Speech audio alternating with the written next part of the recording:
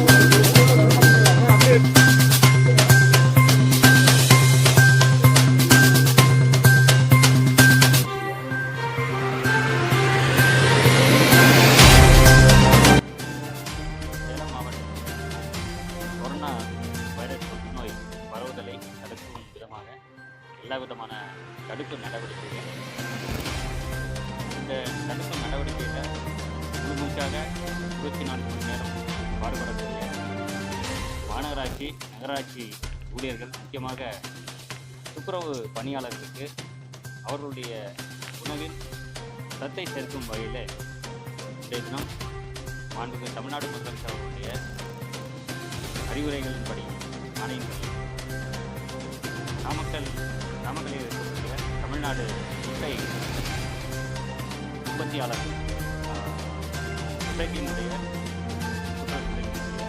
தலைவர் மற்றும் செயலாளர் உள்ளிட்ட அனைவர் மூலமாகவும் 3 லட்சம் முட்டைகள் இங்கு தரப்பட்டிருக்கிறது. இந்த முட்டையை பொறுத்த வரைக்கும் மாநகராட்சி நகராட்சியில் பணிபுரிகின்ற மற்ற உள்ளாட்சி அமைப்புகளில் பணியாற்றுகின்ற துப்புரவு பணியாளர்களுக்கு முக்கியமாக அவர்களுக்கு இந்த முட்டைகள் வழங்குகிறது.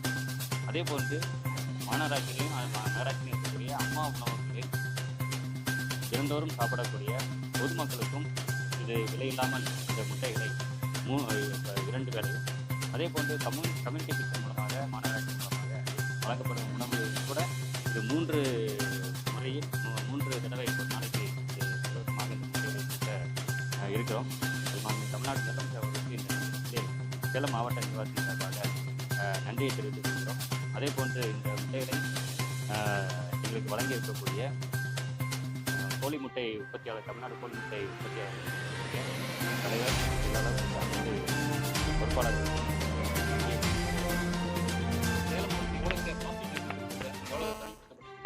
சேலம் மாவட்டத்தில் இப்போ கேட்டுக்கு 18 18 பேரும் டெல்லிக்கு அவங்களுடைய குடும்பத்தார் இந்த மாதிரி தான் நாங்கள் இல்லை முதல்ல இந்த இந்தோனேஷியன் ட்ராவலர்ஸ் வந்திருந்தாங்க. அவங்களோட சேர்ந்து ஒரு 16 பேர் அவங்கள தனிமைப்படுத்தி அவங்களுடைய பரிசோதனை உட்படுத்தணும். அவங்கள இப்போ குணமாயிட்டாங்க. எல்லாருமே டிஸ்சார்ஜ் பண்ணக்கூடிய லெவலில் இருக்குது. அதில் ஒரு 6 பேர், இதில் மற்ற 18 பேர்.